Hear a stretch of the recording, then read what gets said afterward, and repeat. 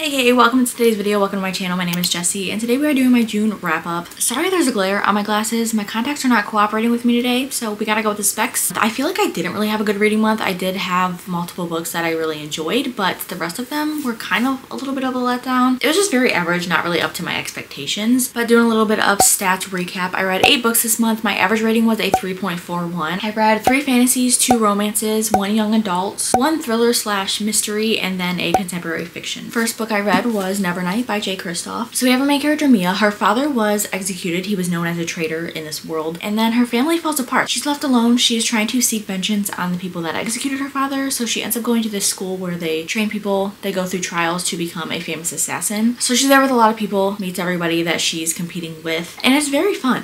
When I first opened this book, I saw footnotes and I was very nervous that I was not going to like this because of the footnotes. Because I'm a little traumatized by, what's the second book in the Magnolia Parks? Is it Daisy Hates? Whatever the second book is in Magnolia Parks, I tried to read it. I got 20 pages in and there were like 100 footnotes by that point, and I never wanted to see another footnote in my entire life. I don't know why I hated it so much, but I never wanted to deal with footnotes after trying to read that book. So I opened this, I saw the footnotes, and I was like, oh no, this is gonna be rough. But I will say it was all good. The footnotes actually felt like they were supposed to be in there. I really appreciated the footnotes in this. It helps with the world building a ton. There's a lot of names, phrases, and words coming up that you don't know what they mean. So that's why the footnotes are in there, to help you get a little bit of a backstory on how that word or phrase came to be. This book is filled with betrayal, people that you don't know if you can trust, people that you do get connected to that you don't know what their ending is going to be. Definitely a lot of emotions. It's very descriptive, so there are a lot of things in here that may be a little uncomfortable. We're dealing with our main character having a sort of sidekick, a little animal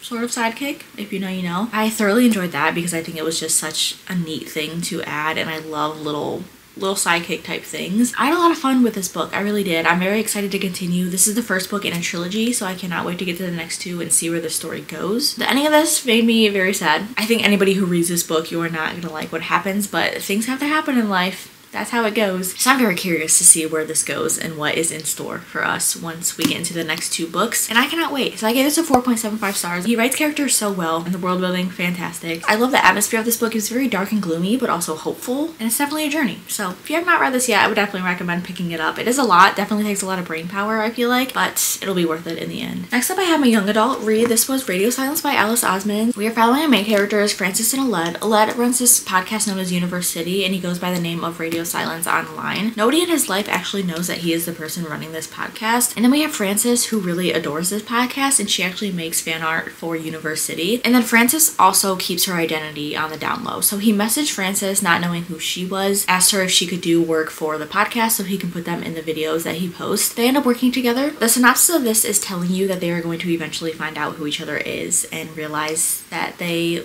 know each other in real life. But I didn't really like the play out of that because it all wrapped up in the first 60 pages of this book. It happened super quick, and I really wanted it to be drawn out so we can build that tension of, when is this secret going to come out? When are they going to find out who each other is? When are they going to find out that they know each other? How is it going to affect the other people in their lives? And I was just a little disappointed that it happened so quickly. The rest of the book, you were going through their friendship and them building their friendship, which was so sweet. I really like the diversity in the cast of these characters, just what they have gone through in their life. Aled is going through a rough patch in his family. He doesn't have the best family life, and just Frances being there for him in these moments were so sweet, and I really adored a lot of the character connections in this book. I just didn't really like the outcome or how quickly the plot of this got wrapped up. The direction that it went was very interesting. There's kind of like this backing mystery element with somebody in Aled's family, but I don't know, I just wish we got more of the concept of them finding out who each other is. I will say another thing that I didn't enjoy about this book was the amount of underage drinking. So these characters are in high school. This is based in the UK, so drinking age there is 18, but these characters are not 18 yet, and there was a lot of drinking between them. Not even with them drinking at home or in somebody else's house, which would have been fine in my opinion. I think that's alright. It was them going out to bars and using fake IDs, and I just, in a young adult book, I don't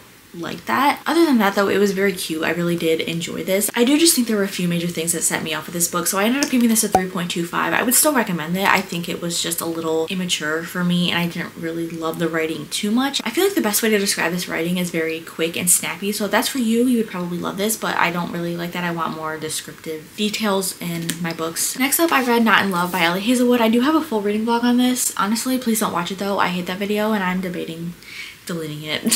I knew when I was filming that I wasn't going to be happy with the outcome of that video, but I can't read a book for the first time twice, so it was kind of my only option. But in this book we are following Rue and Eli. I feel like a lot of people probably know what this is about already. Rue and Eli both work for these separate companies. They're both in the tech world and the sciencey world. Eli's company is trying to buy out Rue's company. Rue is not happy about this because she could potentially lose her job. She has no idea what the outcome is going to be, and she's very scared for this. Rue is not somebody who gets into relationships. She's very just physical. She likes to have one moment with a person and then that's it. She cuts him off. So this book starts out with her meeting Eli from this app. They meet up at this hotel bar and they plan to have a night together, but this incident comes up where she's dealing with her family member. That is kind of the craziest concept of this book. We have that backing element to the story and the plot where her brother is not necessarily a good guy. She's dealing with a lot from him and just a few family issues that she has to work through. Right from that moment, I really enjoyed Eli as a character. I think he stepped up really well, even for not knowing Rue at all. He just really showed that he was a gentleman. It made me love Eli from the beginning. If you have not heard yet, this is Allie Hazelwood diving into more of an erotic type of romance, so it's gonna be spicy for the majority of the book, which that isn't necessarily for me. I don't like too many of those scenes, but that's not why I didn't really enjoy this. I did have high expectations for this book. I thought it was gonna be my favorite book by her, and the reasoning for that is because when I first found out that this book was coming out, the only thing that I saw from this was, it says on the back, a forbidden secret affair. So I thought that this was gonna be like a whole secret thing. I thought it was gonna be super fun and mysterious, but honestly the whole book, like every character knows what Rue and Eli are doing. They know that they have this attraction to each other and they know that they want to do things with each other. So I didn't really understand where the whole secret thing came from. I was kind of let down with that. And then I feel like once the spicy scenes started kicking off, we lost the plot. It was still in there and it was very interesting, but I do feel like the plot was kind of just very borderline basic in my opinion. There wasn't too much that happened. There was a little plot twist that came in at the end that I really enjoyed,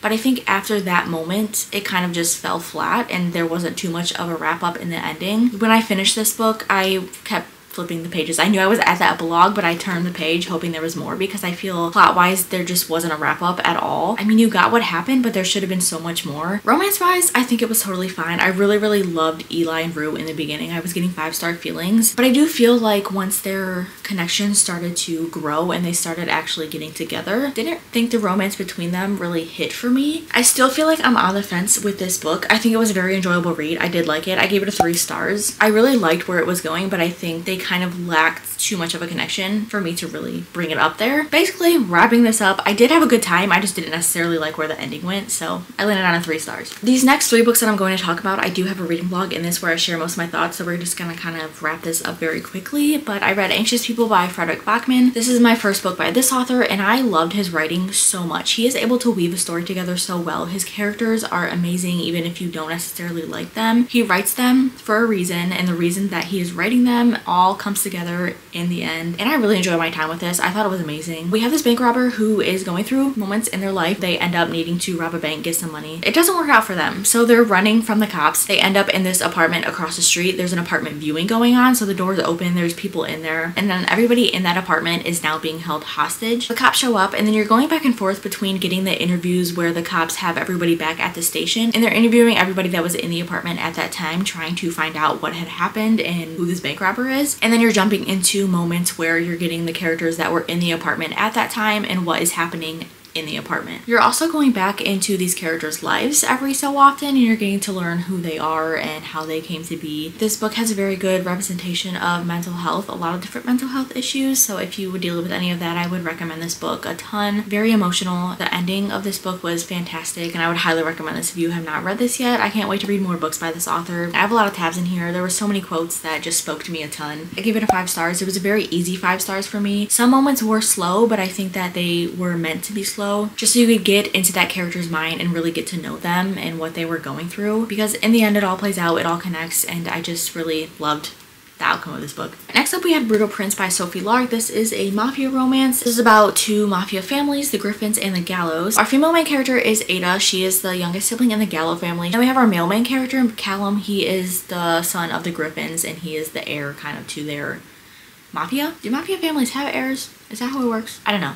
I'm not educated in the mafia world. Ada and her brothers go to the Griffins mansion. They're throwing a party for the Griffins, daughter. And Ada ends up in the library. She ends up lighting the library on fire. The Griffins freak out. Their families already don't like each other, so Ada is in trouble at this point. And this falls into an arranged marriage. That's pretty much it. I don't really feel like there was too much of mafia aspects of this book. There were different things with different mafia families. They weren't necessarily elaborated on. There wasn't too much backing story to these mafias and these situations that were occurring. I did really enjoy the setup to this book and how everything came down to be with the fire in the library and this dispute between these families. It was a very fun, entertaining time, but I feel like the outcome of this book didn't really do so well. And then the romance in this, I did not like at all. I think Callum was the worst mailman character in the entire world. He didn't work for me at all. If you like a guy who doesn't like women, then I guess read this book, but I don't see why you would want to read a romance where the guy is such a bad person. This book did not do it for me. I can't do the romance in this, so I did give this a 1 star. And then lastly, for that reading vlog, I read Six of Crows, but I'm going to talk about both of Six of Crows and Crooked Kingdom at the same time. This is a duology by Leigh Bardugo, YA fantasy. This duology is very popular. I'm surprised that it took me this long to read this. I thoroughly enjoyed the first book a lot. Crooked Kingdom did fall off for me. This is about a heist we're dealing with our group of characters. They are called the Crows. The main thing with this duology was how much it surprised me how young these characters are, because the way that the dialogue was written, the way that actions were written, and what they were doing just did not seem young adult at all. So I was very surprised with that, but if you get past that, it's completely fine. The world in these 2 books, there's a lot of different countries and there's a lot of different disputes between these certain countries. In this world, we have the Grisha, who are our magic people, and there's a thing going around that the Grisha can take to escalate their powers a ton. And it's not necessarily a good thing because it's not doing good for the Grisha. Essentially, there's people in this world, the bad guys, who want to use this as a form of using the Grisha as their warriors. So this whole thing is our main character, Kaz. He's very talented with what he does. He literally knows everything all the time, which I don't understand how he knows everything that is going on in the world. Him and his group get hired to do this heist situation to try to end this whole creation of the substance. I had a good time reading this. I don't have too much to say about this. I didn't have too many feelings. I didn't grow a huge connection to any of the characters, but I do think the storyline was very fun to get through, and I think it is an enjoyable read. Six of Crows I did give a 3.75 stars. I really enjoyed it. I just didn't have that character connection, so I didn't rate it any higher than a 3.75. And then Crooked Kingdom, I thought I was gonna like a lot more. I thought I was gonna give this like a 4 to a 4.5. I ended up giving this a 2.5. I think it was very, very repetitive. We were dealing with that main situation. I thought that we were gonna focus on that a lot, but I feel like this branched off into so many different directions, and we were just getting repetitive scenes of battles and things happening and these characters fighting a certain group of people, and then they fall back, and then they take a couple steps forward, and then they fall back again. And at that point I was just bored because I felt like I was reading the same thing over and over and over again. I also, in certain moments, I felt like it didn't have anything to do with this whole substance thing that they were trying to get rid of. I didn't really connect to the characters any more than I did in the first book, so that was still a little disappointing to me. I kind of wish that Six of Crows would have been wrapped up